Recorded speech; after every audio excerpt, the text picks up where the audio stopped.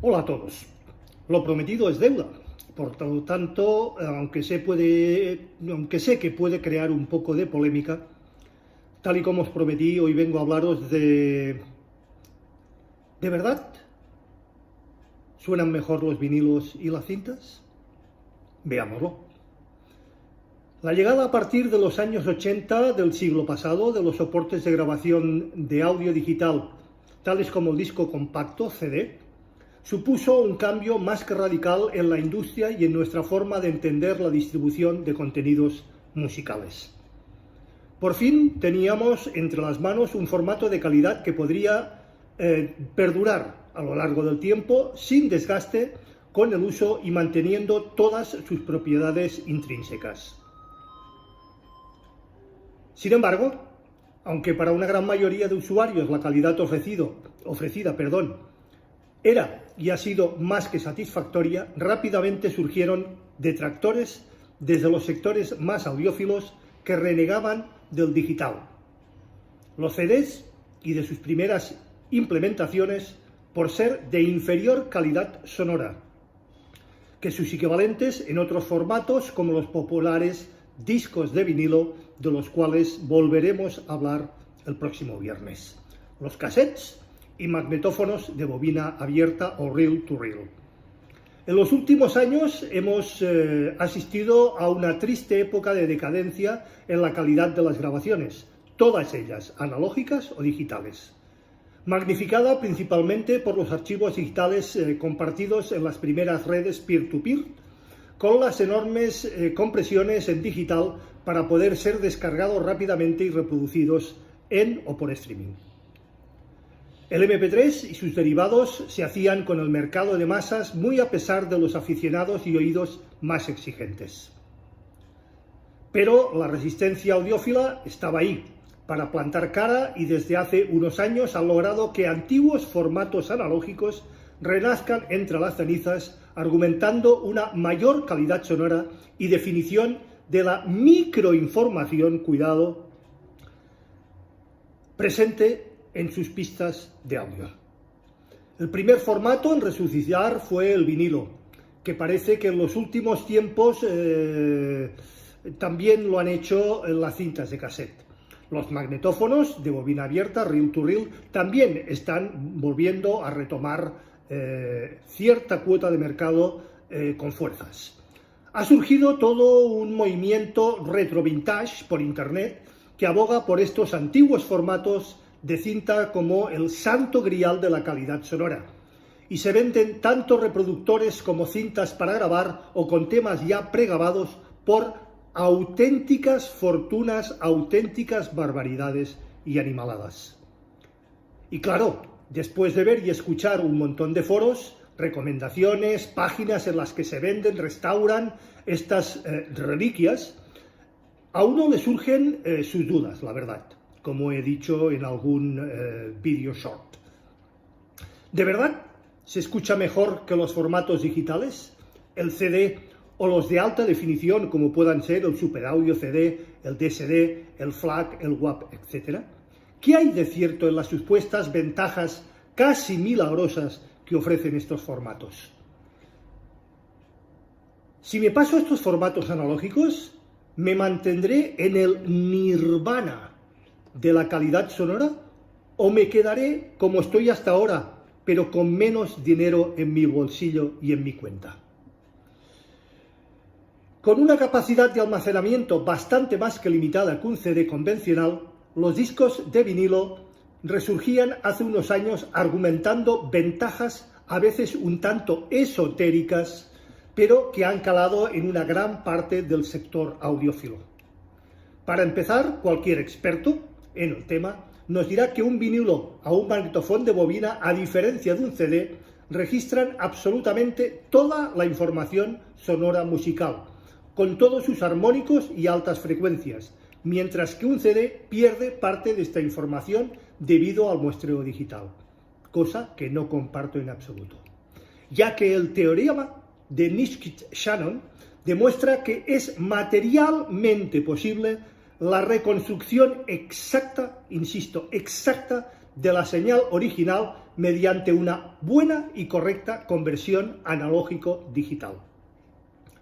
Esta afirmación, para mí, es algo incompleta, ya que el teorema de muestreo de Nitschke-Shannon demuestra que es materialmente posible la reconstrucción exacta de la señal periódica y continua en banda base a partir de sus muestras si la señal está limitada en banda y la tasa de muestreo es simplemente superior al doble de su ancho de banda. Es cierto que la calidad sonora obtenida depende de la banda limitada, es decir, si el ancho de banda escogido como fuente de sonido, en el caso de los CDs, es de 44,1 Ks, para poder almacenar toda la información musical hasta algo más allá de los 22.000 Ks de frecuencia superior, el máximo audible del ser humano, nuestro rango de audición, como ya he comentado, está entre los 20 y los 20.000, por lo que no hay pérdida ninguna, ni tan siquiera indicios de esta información sonora. También dependerá del posterior proceso de cuantificación que en el caso del CD se realiza a 16 bits de resolución y en otros formatos más modernos y más avanzados con 24 y 32 bits. Muchísima más potencia y muchísimo más exactos. Más que suficiente para que nos sea más que imposible distinguir imperfecciones en cada una de esas pistas y en cada uno de sus sonidos en ellos contenidos. El CD se caracteriza además por ausencia total del ruido de fondo, por tener una muchísimo mejor calidad de relación señal-ruido, diferencia entre la información musical y el ruido de fondo, una mejor separación entre canales, con una imagen estereofónica muchísimo más amplia, muchísimo más definida y una distorsión inferior, muy inferior, debido a la menor necesidad de amplificar la señal débil que era imposible extraer de los discos de vinilo, incluso de los magnetófonos o cassettes de mucha menor calidad. También ofrecen un rango dinámico muchísimo mayor, ya hemos hablado de este caso, en los discos de vinilo y los magnetófonos, es decir, una mayor diferencia entre los sonidos más suaves y los sonidos más fuertes que es capaz de almacenar y posteriormente reproducir, aunque este punto no se considera siempre como una ventaja por algunos, sino que es posible que se considere como un inconveniente. El vinilo, en términos generales, tiene un mayor nivel de compresión del rango dinámico con el resto de los formatos. Pero veamos por qué. ¿Por qué? Cuando los primeros CDs llegaron al mercado, los procesos de edición para el nuevo formato no estaban lo suficientemente perfeccionados y los ingenieros de sonido no sabían además cómo aprovechar este enorme nuevo rango dinámico.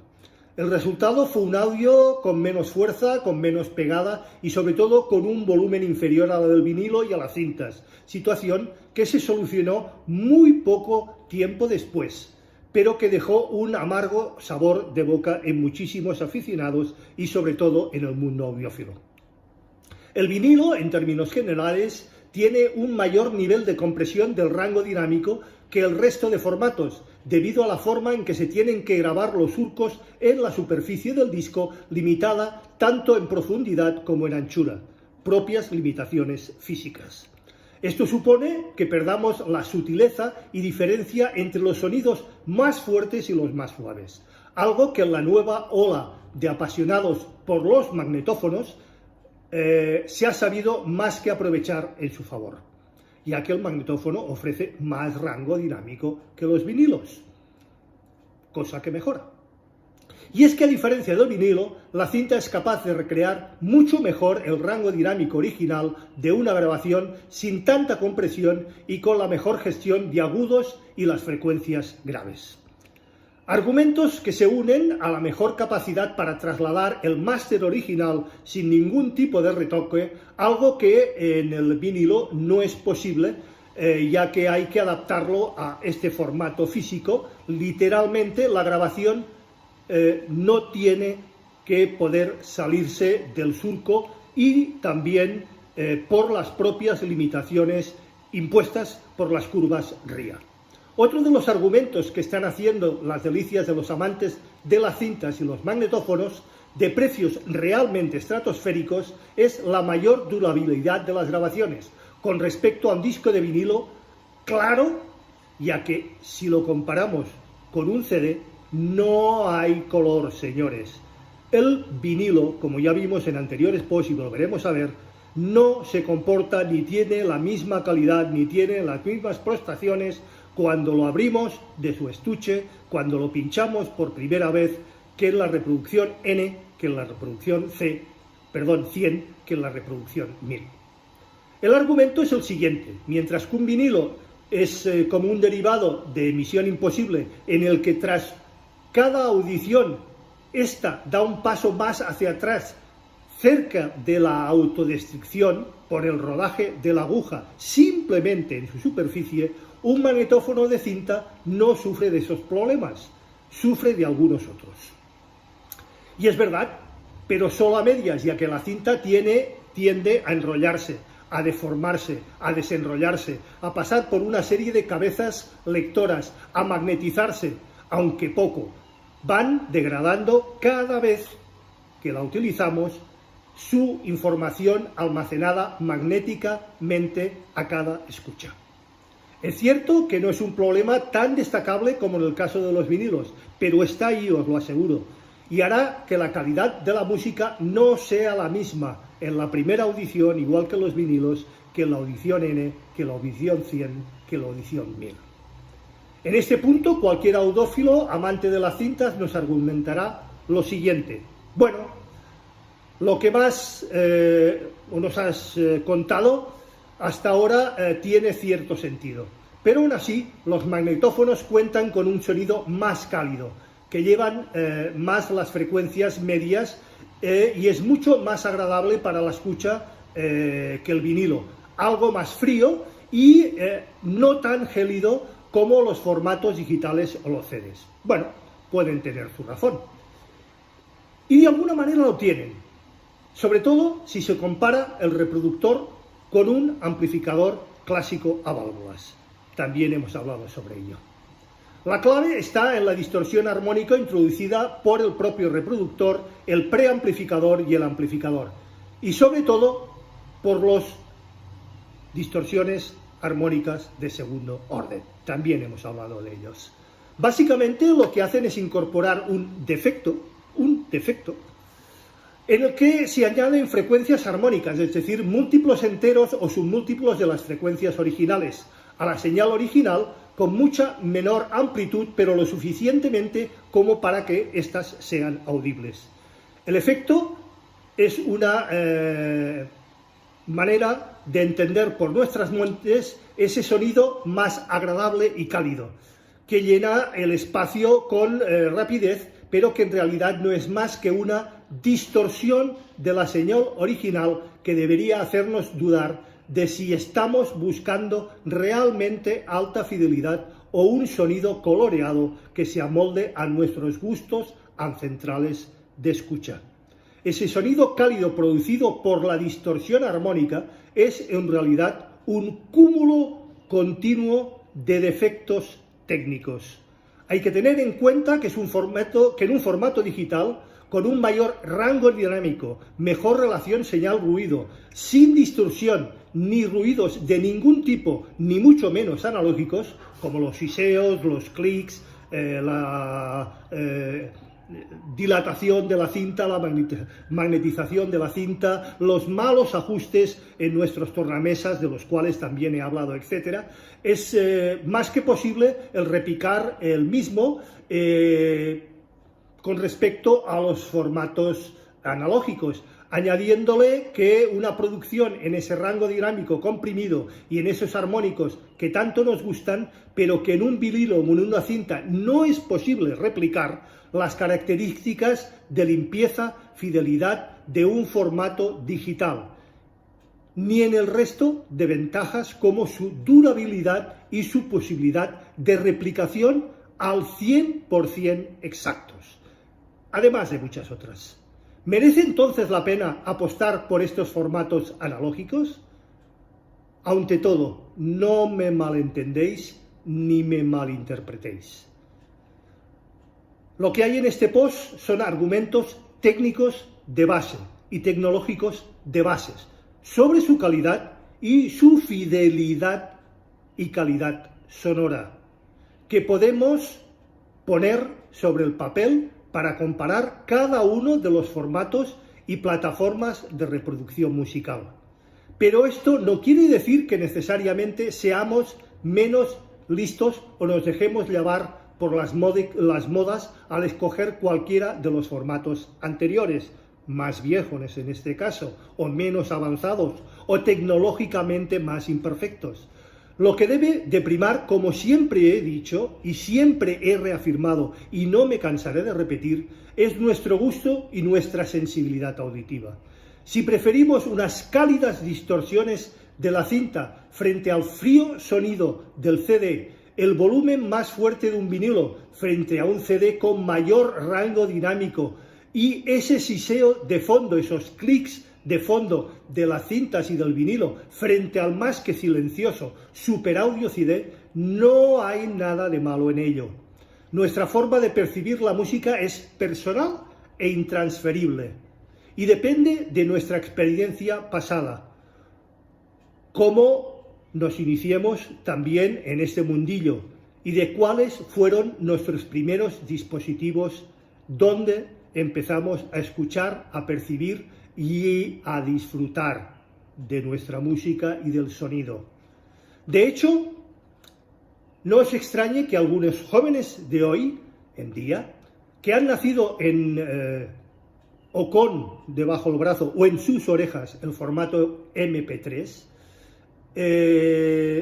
estos tipos de formato, a causa de una cierta calidez y sensación de confort y comodidad introducida por los artefactos digitales de compresión, un auténtico sacrilegio para mí y para la mayoría de los que ya tenemos cierta edad y cierta educación y cierta manera de escuchar la música, pues sea para ellos más que correcto también, ¿o no?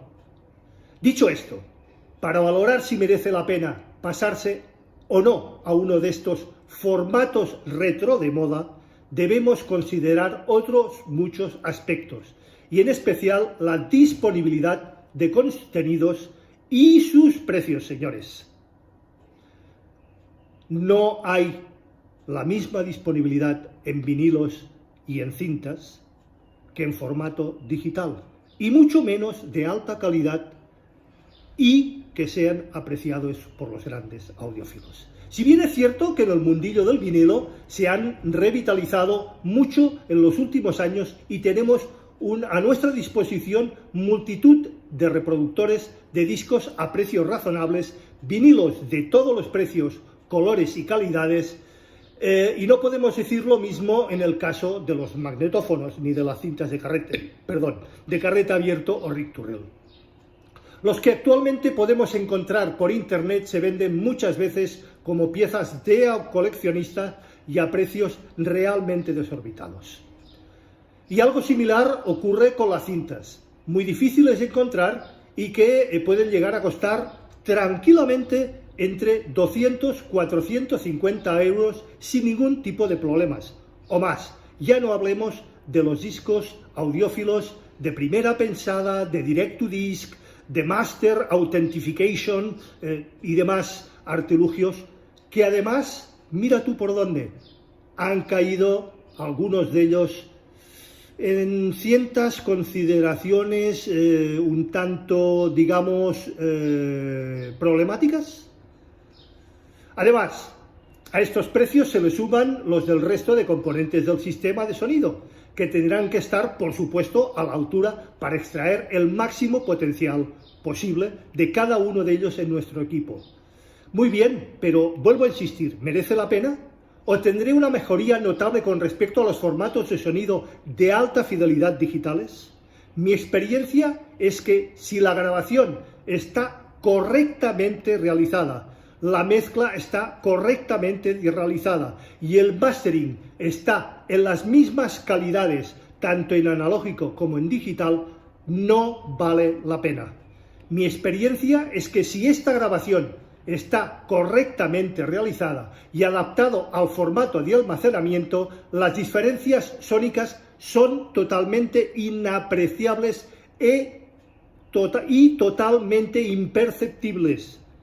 Si podéis elegir, mejor gastad vuestro presupuesto en unos buenos altavoces, unos buenos amplificadores y una buena instalación acústica y acondicionamiento de la misma. Y disfrutad con grabaciones de calidad. Vuestros bolsillos y vuestros oídos os lo agradecerán. Y como siempre he dicho y mantendré, lo importante es disfrutar con y por la música. No estar distraído con otras banalidades que no nos permiten hacerlo. Y eso es todo por hoy.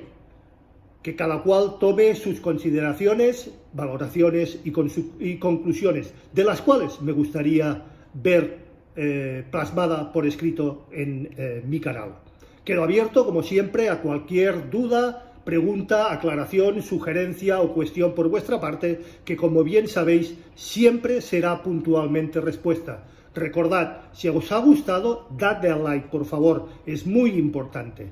Suscribiros si no lo estáis ya al canal.